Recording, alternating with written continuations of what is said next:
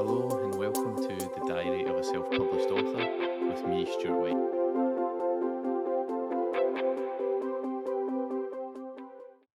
Hello and welcome to the Diary of a Self-Published Author with me, Stuart White. I've actually taken a little break for the last couple of weeks, so you might have noticed that there's been no new episodes in that time, just because it's summer holidays here, etc. So I have got quite a lot to catch you up on since we last spoke on the podcast. Today's date is Sunday the 16th of July. It's 5 to 11 at night. As usual, I've waited until everyone else has gone to bed, so the house is a little bit quieter for me to gather my thoughts and to record the podcast. So it's a little bit of a late one. So if I look tired, if you're watching this on YouTube, then you'll understand why. So we're going to kick off the latest episode by talking a little bit about some of the things that have been happening in the self-publishing community. Now, probably the biggest one that's affected me recently, personally, and has affected a lot of authors who self-publish their books have been the changes over on Amazon's KDP platform. So there's been two big changes. The first one is the costing. So the price of paper, etc., has gone up. So the costs to produce your book on print and demand have gone up, which meant that a number of authors would have had to have adjusted their prices to continue to get the royalty for each sale that they'd got before. I actually toyed with that as well, with changing the prices to accommodate for that. But in the end, I decided that I was just going to absorb the change in price and just absorb it because it wasn't that significant for my style of book. So I thought that I would just, in the short term anyway, just absorb that so that I wasn't upping the price to something unusual, because it sits at $7.99 at the moment in the UK, $9.99 in the US, I think it is. And if you move that up by another 20p or whatever, the pricing starts to not really make sense and not really be that appealing to people that want to buy your book if they're browsing on Amazon. So I decided in the end just to stick with it. But that was a choice that a lot of self-published authors will have had to have made over the last month or so, and it'll be interesting just to see how that pans out, if there'll be any more price increases or if that's it for now. The second change that KDP have brought out recently is the change in categories. Now, previously you would put an initial 2 categories down per book that you published with them, but you always had the option of sending them an email. It's a well-known secret that you could send them an email and ask to be put down for additional categories for both your paperback and your Kindle ebook on KDP. And so you can get up to, I think it's 10 in total across the ones that the 2 that you've got initially, and then the additional ones you can email to ask for. But they have changed it now so that when you now upload a book onto KDP, you get a choice of 3 categories only. And I don't think that opportunity to email them for additional categories is still there, although maybe it isn't, I've just missed it. But I couldn't see it when I was looking the other day. So it looks like people are going to be in less categories, which I think is probably a good thing overall, especially for someone who's looking to get higher in their own particular category. If there's less books that are crossing like 7, 8, 9, 10 categories, then that means that you've got a better opportunity with your own niche, I think. And so I went in and I changed my 3 categories for my book that's already out, Ghosts of Mars, and also chose my categories for my upcoming next release as well. So it was interesting, and of course I use a bit of software called Publisher Rocket, which is really good for helping you to select categories, because you can go into it and you can have a look around at the best sellers in each category. You can have a look at how many copies of your book you need to sell to get into the bestseller rankings in each category as well. And it just basically gives you an idea of where best to place your book. So I use that as well. It costs it was a one-off initial fee to buy the software, but I get all the automatic updates as they come out and don't have to pay anything in the future. So it was a bit of an investment for me, and hoping that that'll pay dividends over time, especially as I'm bringing out more and more books, and you don't have to obviously pay for that each time. And it also saves you lots of time manually looking into categories on Amazon itself, when you can do these quick searches for things like comp authors and categories and titles and stuff that you want to see how they're doing. And it also is quite good as well as a keyword search. You have to put a keyword in when you upload a manuscript to KDP, or several keywords, I should say, and deciding which keywords to use. The Publisher Rocket can actually also help you with that as well. So it's a good little bit of software. And as I say, it's helped me with a little bit with my category selection this month as well. So that's a thing that I think has probably been affecting many authors within the self-publishing indie community over the last month, and hopefully everyone sort of rides out and is to the benefit of everyone ultimately afterwards. We understand that price increases are not nice necessarily, and it's not great to have to pass that on to people that are buying books, but it seems to be the way of it across the whole industry.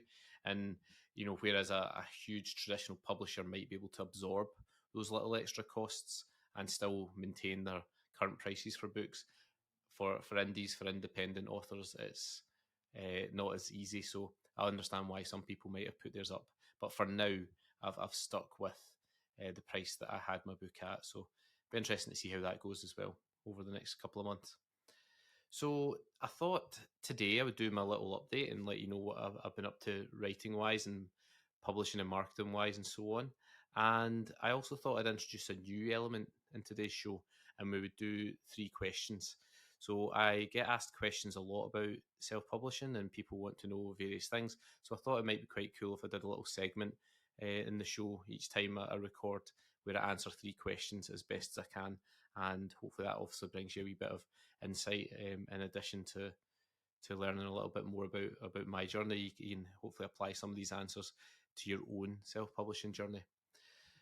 So a little update from me then. Well, I've spent the last few weeks mostly playing with my kids and taking them to soft play and taking them to clubs and to summer camps and so on. So it's not been as full on with the self-publishing business as it had been before, and that sounds odd because I've actually been off work. So I'm a school teacher, and the Scottish holidays start at the end of June, so I have been off for the last couple of weeks. But it's somehow left me with less time to get on with writing and so on. But anyway, I've been up to quite a few things anyways, fitting it into the evening hours like I am just now, and going right into the wee hours of the morning, to be honest, doing all these various things. So books wise, well, Ghosts of Mars is still doing okay. I've not done too much marketing push for that for the last couple of weeks, so I have seen a small drop in sales because of that. I mean, it's the same as anything. If you're not pushing it, if you're not marketing it, then you are bound to see a reduction in sales. It's the same as it would be for any product. So I am in the last couple of days, I've been starting to do a few wee things with that, and I'll talk about those in a little second. But yeah, the book's going well. I'm currently as well drafting a little sequel, not a sequel, a prequel novella to Ghosts of Mars, which I'm going to use as a little reader magnet and have it given away as part of the newsletter sign up for people that want to join my newsletter. So, and I'll also give it to the people that are already on the newsletter, with slightly younger Eva in the same world and same Mars. It's called The Rise of Thunderchild, and it's all about her meeting her AI companion before the events that happen in Ghosts of Mars. So I quite like the story so far. So I'll get that all finished off and hopefully out quite soon, as a bit of a reader magnet for people, and something that they can get if they sign up to the newsletter. And I'll probably just deliver that through people through Book Funnel or something to people, and they can read that as well. And that might be a nice companion if you've read Ghosts of Mars, but also an introduction to that world if you haven't yet. And you might read the short story and decide that you want to follow up and read the book. So a couple of different functions to that particular short that I've been working on. The other big, um, and it's been huge thing that I've been working on is my YA debut, the Nameless, and I've talked a little bit about this before on the podcast. The Nameless is a YA dystopian novel set in a future version of the UK where things have they've gone a little autocratic in terms of leadership, and that autocrator has decided that people's suitability to become a citizen of that version of Britain that they call the realm, they have to pass certain tests at age 16 to become a citizen, and if they don't, they become nameless. They get exiled, and so the whole story is based around that sort of premise, and we follow this young 16-year-old lad who is going for his test. That's the opening of the story. Starts with him on his way to his test, and we follow his adventures through this dystopian world. But and I love this book. This is probably the first book that I wrote that I thought that this is quite good, and I don't say that lightly. I'm quite a self-critical person, and so I wouldn't say I thought it was quite good if I didn't really think that. It got a lot of feedback. It got shortlisted in a lot of prizes. It was very close to getting me an agent at the time as well.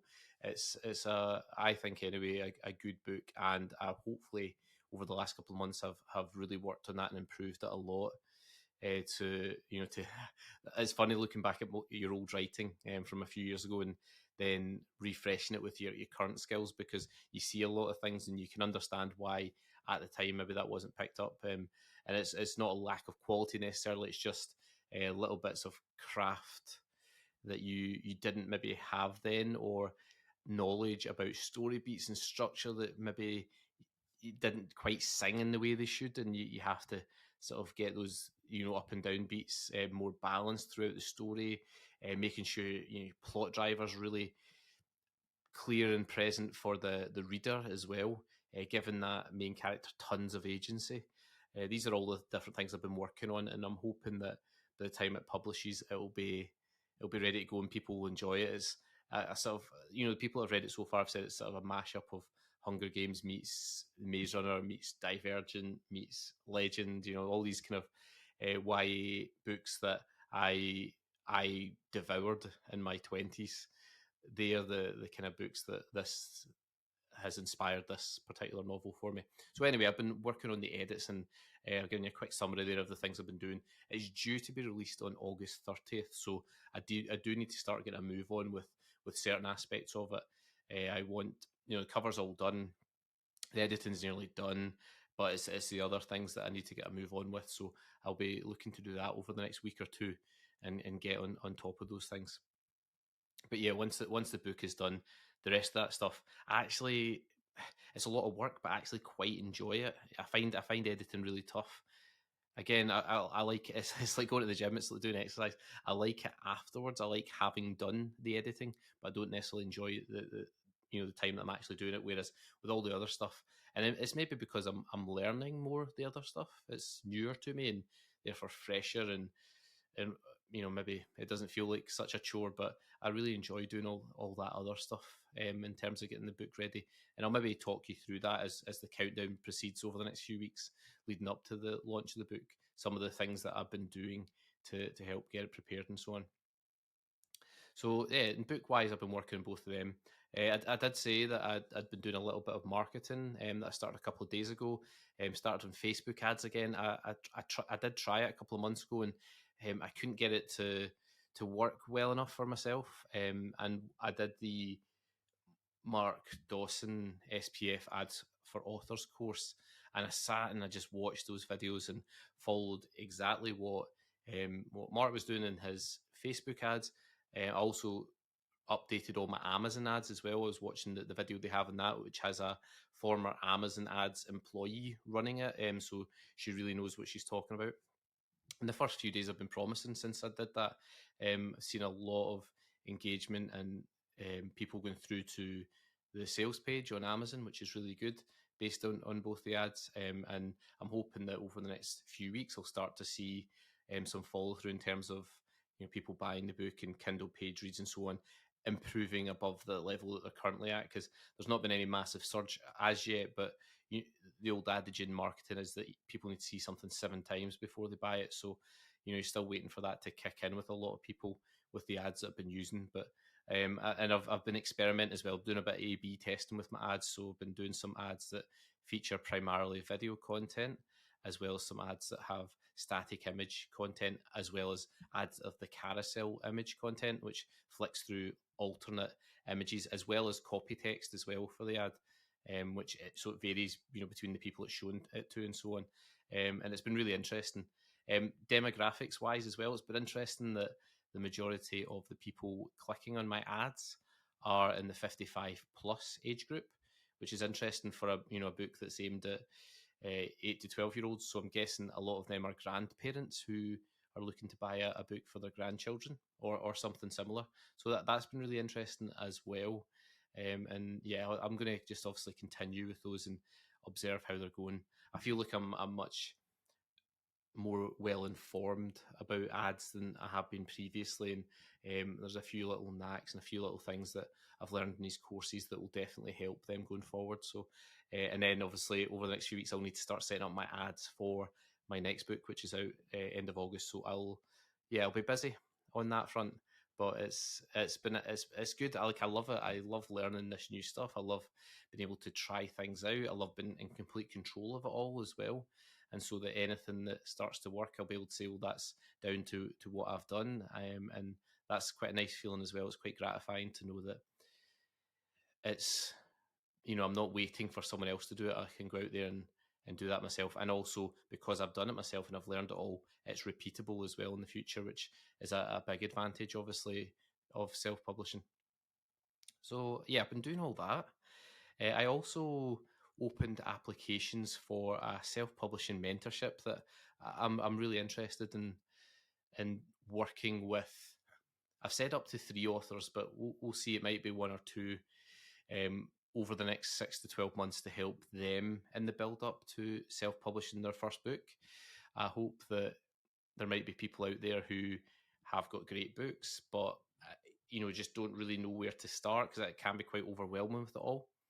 And that I can give a little bit of guidance and advice based upon my experience to help them just to get started, just to get going with their self-publishing career. I'm certainly not an expert on it, and I'm not an oracle or anything, but I hope that having just gone through the process once already and now 5 months post publication in the first book and now going into it again with my second book, by the time I start working with the person, I'll be well on the way to book 3 as well being released, and I'll be able to offer anyway some insights and some help and advice for people to get them going, and not just just in getting literally the book published in terms of all the other things that come with it as well.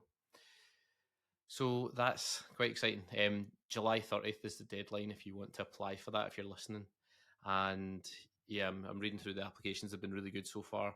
Lots of people that are really enthusiastic about taking control of their writing career, which is great. And obviously, I'm hoping that whoever I work with will go on and it will be successful for them and they'll enjoy the process. But there is certainly no guarantees with this whole self-publishing thing. So the next thing I was going to briefly chat about was some of the questions, the frequently asked questions I get about self-publishing, and give some of my answers. And then hopefully, as I say, some of you maybe will get answers to questions that you've been wondering yourself and maybe haven't been able to research or find online. So the first one that a few people have asked me about quite a lot recently, especially in light of me launching that self-publishing mentorship, is how do you know when you're ready to go for it, to get published, to decide that you're embarking upon your self-publishing career? And that's a really good question because it's so hard to answer, and the answer will be different for each individual as well. So the answer I would give to that particular question is going to be very different to the answer that many other self-published authors will have given in the past and will do in the future. For me, I had reached a stage where I could no longer see the greater advantage to me continuing to pursue traditional publishing. And bear in mind, when I made this final decision, it was off the back of being offered representation by a literary agent and me deciding not to go for it. And that was a big part of my thinking. Was I thought through all the different scenarios that could happen if I'd signed with that agent.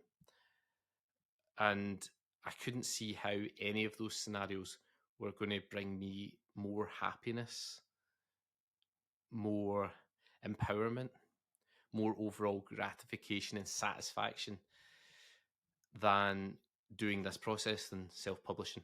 I couldn't see it. All I could see was long wait times, low royalty rates, low advances, the likelihood that I probably wouldn't sell my books to the publishers, that I would spend months and months and months waiting on emails, that refresh mode that you can get into when you're waiting to hear news.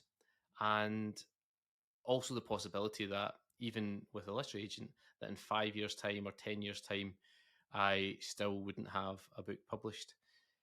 And while I'm not an impatient man, because I've been writing and trying for a long time to get published, I had decided this was the moment. I'd built up enough knowledge about how things work in the industry in general, but specifically about self-publishing, and that I was going to go for it.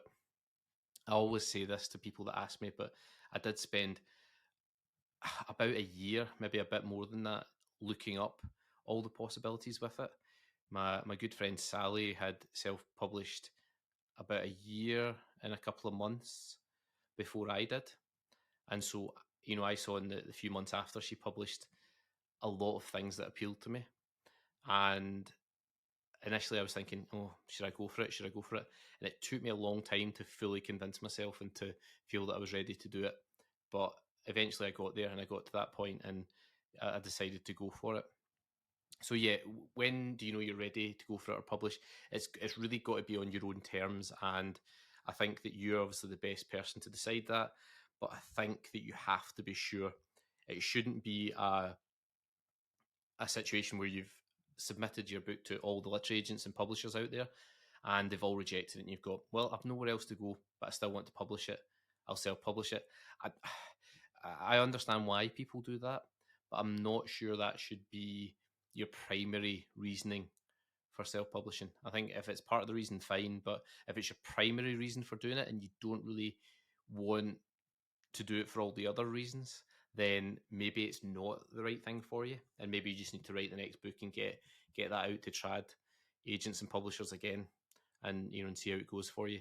I Yeah, that's my honest answer in response to that, and it's a question I get asked a lot, so I'm hoping that's useful for some people that are listening to this particular episode of the pod.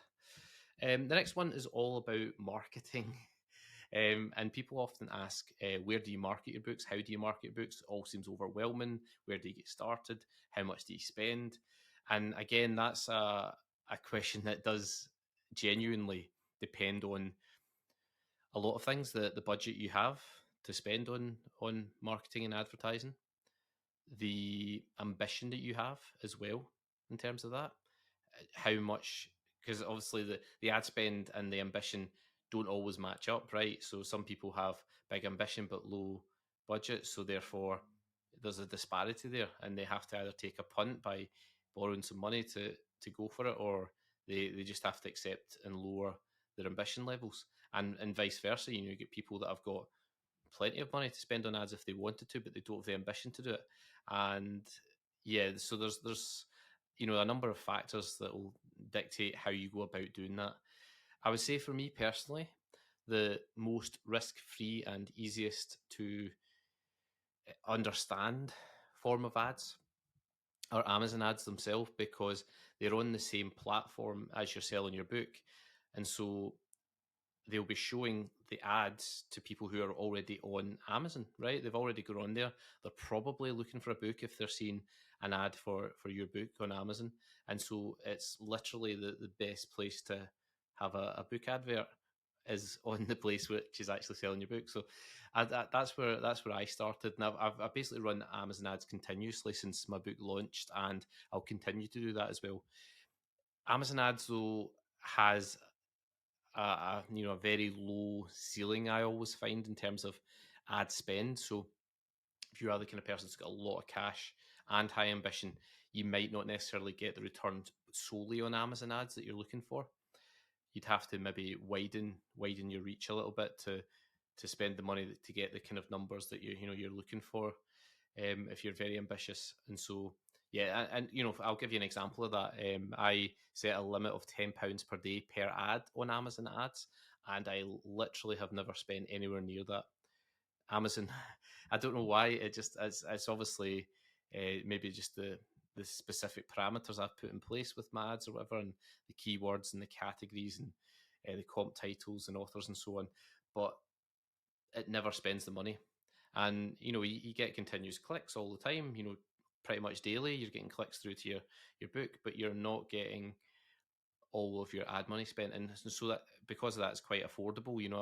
I think it's only a couple £100 I've spent in total since February, and my ads have been running continuously on Amazon since then. So it's not a hugely high risk form of marketing and advertising. So I'd say that's where I'd start first of all. In terms of free stuff as well, obviously across social medias, you've got TikTok and Instagram and YouTube Shorts for video content to market your book. You've got Twitter and now Threads and Facebook if you're going for image-based content or text-based content, so you can reach people in that way. So utilize all the free stuff as well as best you can. The advice that people often give is to double down on one platform rather than trying to spread yourself thin across all of them. And I think that's solid advice. I don't follow that necessarily. I probably spend most of my time on Twitter, but I still try and spend a bit of time on Instagram and TikTok, and recently Threads as well. I'm probably spending a wee bit too little time on Facebook, to be honest, and I probably should spend a bit more on that. But yeah, it's just getting yourself and your book seen is the key thing, and you can do that both organically and paid. So there's a couple of things just to get you started if you're thinking about how can you get people talking about your book. And the key thing as well is try not to just sort of I mean, you can directly talk about your book, but try not to just be like, buy my book. That shouldn't be the only message you're giving. So for example, I've been doing TikToks about producing the book and the cover and so on, how hard it's been working through my edits, and that kind of thing. Comp titles, talking about other books that are similar to mine as well. All of that stuff is quite good without being so directly in your face, sort of marketing your book. And that's the key to it, is just not to be putting 100 hashtags onto a post that just has an Amazon link to your book, as I see happening quite often, especially on Twitter. So you just got to make sure the conversation's around books, and that you can talk about your own while you're doing that, but that's not the only message that you're giving. You can use socials and so on to help you with that. As I say, I've been experimenting with Facebook ads, but I would hardly call myself an expert in that just now, so I'll avoid giving too much advice about that until I can get those working successfully for me. My friend Marissa's messaged the other day saying that she's finally got her Facebook ads working well for her YA trilogy, so that's great news, and it's obviously promising for the rest of us as well when we see someone else doing well. And I guess that's one of the key things to remember about the self-publishing indie community, is that it's such a decent place. Like, there's not that people aren't climbing over each other to get to the top, because there's enough space and room for everyone. And that's what I like about it, better than like the trad publishing route, because that's like very much a funnel where lots of people want to go down that route, but you just get funneled right down really quickly as well. And so very few people actually make it through to the other end of that funnel. Whereas with self-publishing, I don't actually think, I mean, maybe I'm wrong, but it doesn't feel like, it's quite as wide, but maybe it is. But then everyone can sort of go down it. And yes, gradually people will maybe release one or two books and then stop, or people might not get to that stage. They might find all the tech and the stuff they have to do too much. But generally speaking, the funnel stays much wider, much lower down compared to when it does with trad. So it just feels less like you're shoving someone out the way to get ahead. And so, as I say, I'm delighted to hear that it's working well for others, and that gives us all hope, I think. So that's my marketing and publicity tip for that particular question. I hope that helps. And then the last bit is talking about working with illustrators or cover designers? Where do you find them? How much do they cost? What's the experience like of working with them? And that's a good question. And as I've said with every question so far, the answer is likely to vary.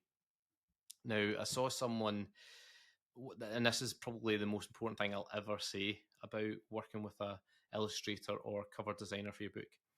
I saw someone today on Twitter posting that in quite a boastful way that they had designed their book cover themselves. They were like, I'm not spending X amount of money on editors or designers when I can do this myself. And they'd done it, and actually done a decent job of the cover as far as I could tell. I'm not an expert, but from my untrained eye, it looked like an okay job. But the longer I looked at it, the more I could start seeing things that didn't seem 100% right. And then when you go and look, I looked at the genre of the book, and then you go and look at other covers in that genre on Amazon, and you start then to see the inconsistencies, the things that only an experienced cover designer or illustrator would know about their genre and the way that the books are normally designed.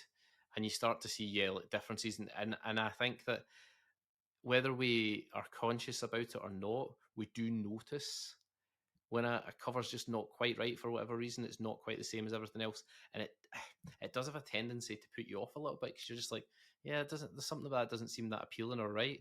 Because what you want with a cover, of course, is you want it to be similar in vein to all the other covers within that genre. You want people to instantly recognize it as, oh, that's just like that book, which I know I like, and I know the genre, and it's a good genre, and it's my favorite genre for reading, or whatever it happens to be. You want them to make that association, and therefore think, okay, well, actually, this is my kind of book. Whereas if it's just a little bit wrong, the person will go, is that from that genre? I'm not 100% sure from the cover or the title. And then and people are inherently short on time, and therefore they're not going to spend time investigating further to see if your book is their genre, their kind of book.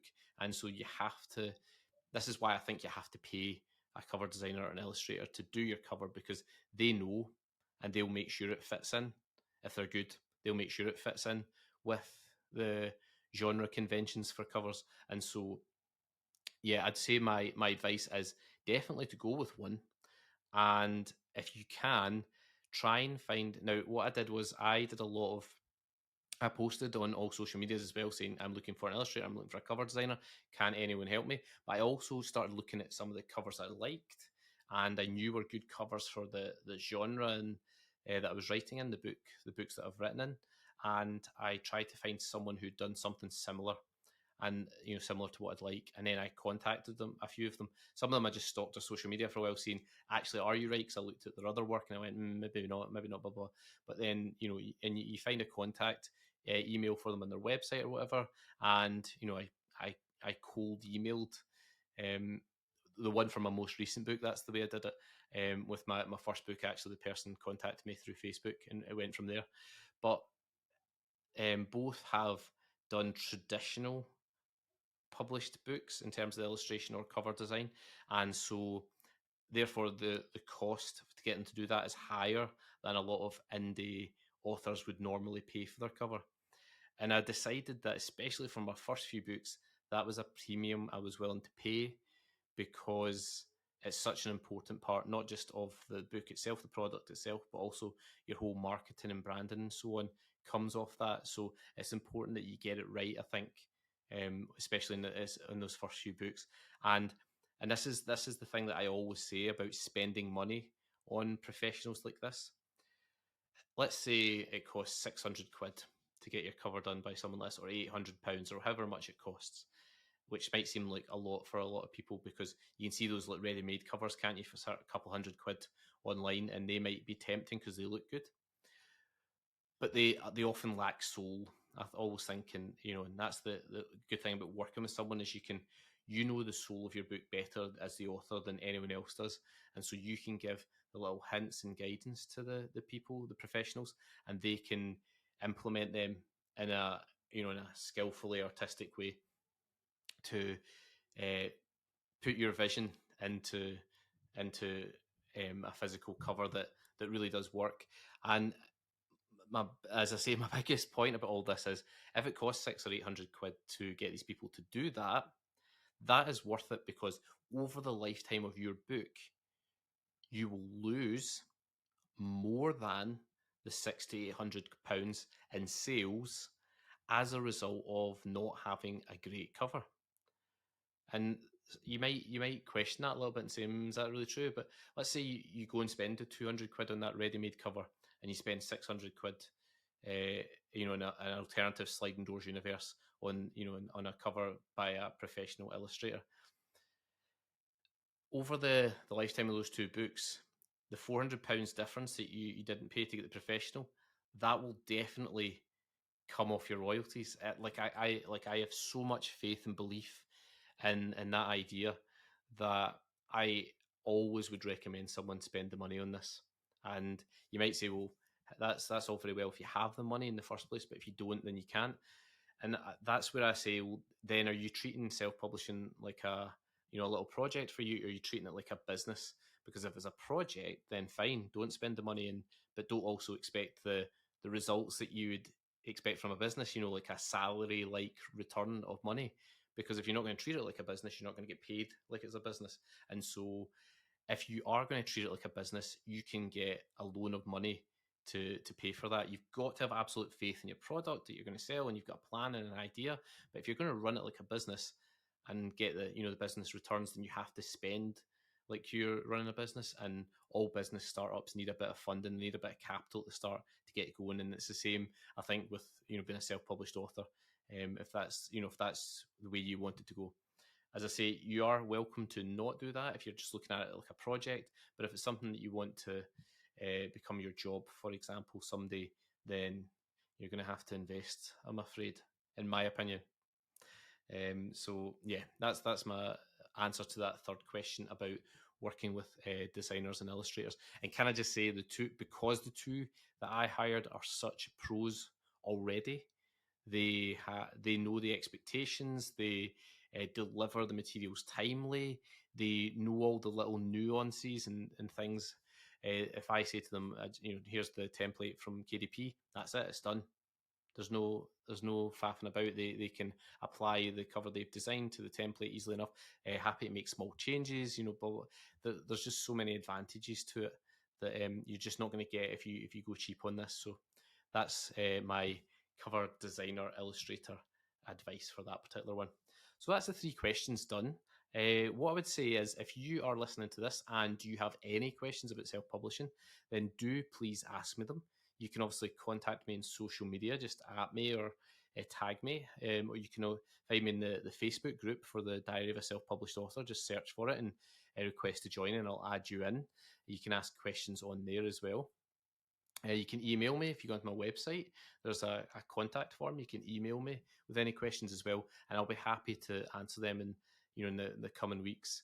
I'm also hoping to get people on soon. I know I've said this for a few weeks now, but I'm hoping to get other self-published authors on soon, so we can chat about all things self-published, chat about their books, their career, their approach, how they treat their self-publishing author business, and so forth. So I'm looking forward to getting people on to do those particular things as well in the very near future.